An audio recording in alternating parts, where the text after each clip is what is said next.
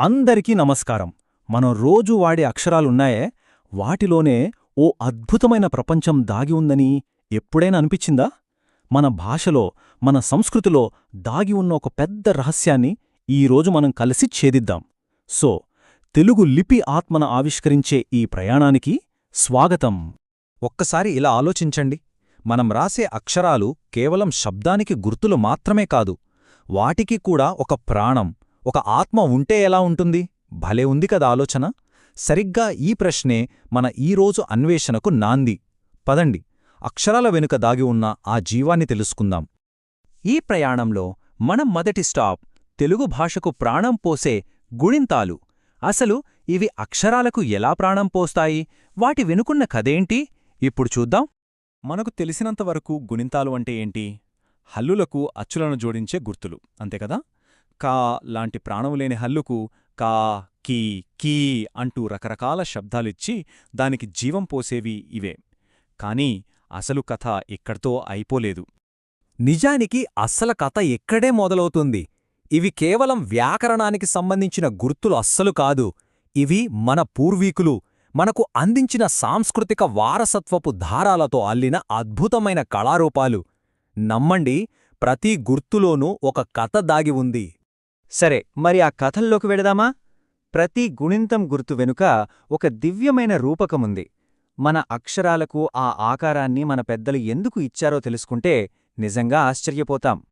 ఉదాహరణకు ఆ శబ్దానికి వాడే తలకట్టునే తీసుకుందాం. చాలా హల్లుల తలమీద పెట్టే ఈ చిన్న గీతను ఓసారి చూడండి.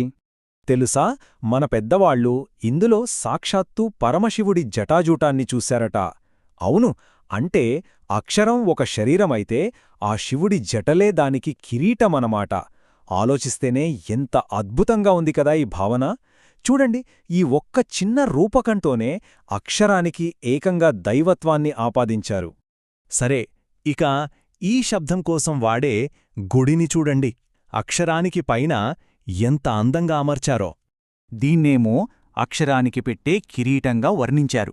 అంటే ప్రతి అక్షరం ఒక రాజు లేదా రాణి అన్నమాట. మన భాషకు, మన అక్షరాలకు మనవాళ్లు ఎంత గొప్ప గౌరవాన్నిచ్చారో కదా.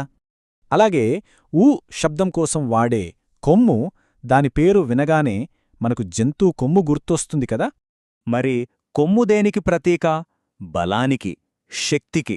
సరిగ్గా అలాగే ఈ గుర్తు అక్షరానికి బలాన్నిస్తుందని మనవాళ్లు భావించారు. ప్రతి రూపం వెనుక ఎంత లోతైన ఆలోచనుందో కదా. ఇప్పటిదాకా మనం చూసింది అక్షరాల బయటి అందం మాత్రమే.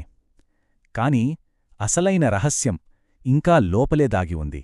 అది మన శరీరానికి, మన శ్వాసకు సంబంధించిన ఒక యోగ రహస్యం. మనందరికీ తెలిసిన పెద్ద బాలశిక్ష ఉంది కదా. అది కేవలం అక్షరాలు నేర్పే పుస్తకం కాదు, అదొక విజ్ఞాన సర్వస్వం. దానిలోనే ఈ అద్భుతమైన సత్యం బయటపడింది. ఇక అసలు కీలకమైన విషయం ఇదే. గుణింతాలు కేవలం శబ్దానికి గుర్తులు మాత్రమే కాదు, అవి మన ప్రాణవాయువును, అంటే మన శ్వాసను నియంత్రించే సాధనాలు. అంటే చూడండి, భాషకు ప్రాణానికి ఎంత దగ్గర సంబంధముందో. ఇది వినడానికి కొంచెం వింతగా అనిపించొచ్చు, కాని ఒక్కసారి నాతో పాటు ప్రయత్నించి చూడండి. క అని పలకండి. శ్వాస ఎంత వేగంగా బయటకొచ్చిందో గమనించారా? ఇప్పుడు కూ అని దీర్ఘం తీయండి. చూశారా, శ్వాసను ఎంత నెమ్మదిగా, కంట్రోల్డ్గా వదులుతున్నామో. అంటే ప్రతి గుణింతానికి మన శ్వాసమీద దాని ప్రభావం వేరే ఉంటుంది. ఇది తెలియకుండానే చేసే ఒక చిన్న ప్రాణాయామం లాంటిది. అంటే దానర్థమేంటి? మనం స్పష్టంగా తెలుగు మాట్లాడిన ప్రతిసారీ మనకు తెలియకుండానే ఒక రకమైన శ్వాస వ్యాయామం చేస్తున్నామన్నమాట. భాష కేవలం భావాలు పంచుకోవడానికే కాదు, మన ఆరోగ్యానికి కూడా ముడిపడి ఉంది. ఇదే మన పూర్వీకుల మేధస్సు అంటే.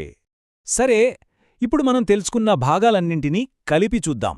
మన తెలుగు లిపి అసల స్వరూపం ఏంటో ఇప్పుడు మనకొక స్పష్టతొస్తుంది. సో, తెలుగు లిపి అంటే కేవలం అక్షరాల గుంపు కాదు, అదొక అద్భుతమైన వ్యాకరణ శాస్త్రం, మన సంస్కృతి రూపకాలకు నిలువుతద్దం. అన్నింటికంటే ముఖ్యంగా అది మన శ్వాసను లయబద్ధం చేసే ఒక యోగ శాస్త్రం, మనకు వారసత్వంగా దొరికిన ఒక సజీవ నిధి.